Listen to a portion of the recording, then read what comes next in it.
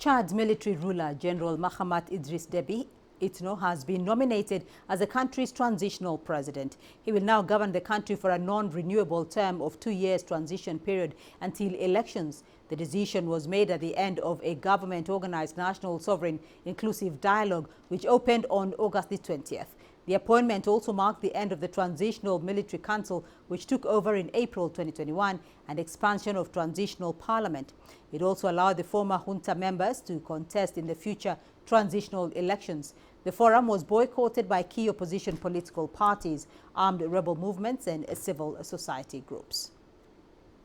Well, let's get an analysis of this development. I'm joined by Wole Ojewale, Regional Organized Crime Observatory Coordinator for Central Africa at the Institute for Security Studies. Thank you for joining us on the program. Now, tell us, what are the implications of appointing Chad's military ruler, General Mahamat Idriss Deby, as the transitional president? Thank you so much for having me. I think the implications can be viewed in different ways. But the starting point is to note that this episode, this recommendation, this conclusion has brought to the fore the skepticism on the part of the oppositions in the country and even some international observers about the neutrality of the Military Transition Council all along. And it also shows that the road to democratic transition in Chad remains an uphill task and a very long walk to freedom.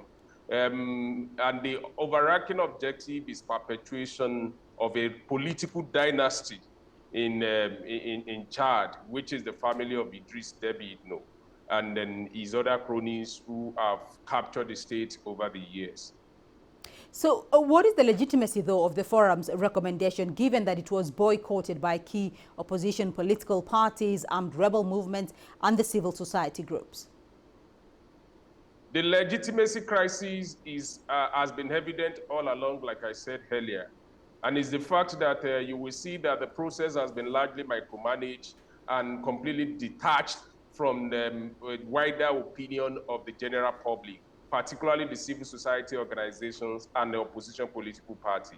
So what you are going to see on the long run is the fact that there is a self-orchestrated move on the part of the Military Transition Council to determine the type of government that is going to succeed this military transition.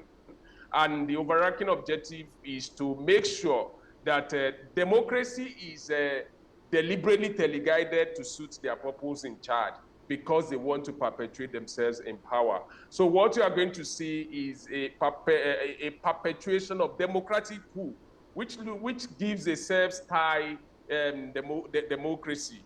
But in the real sense of it, it is the same people who have been in power who are trying to sustain their hold on the government and teleguide the people to help them to make the choice that they desire for themselves to remain in power.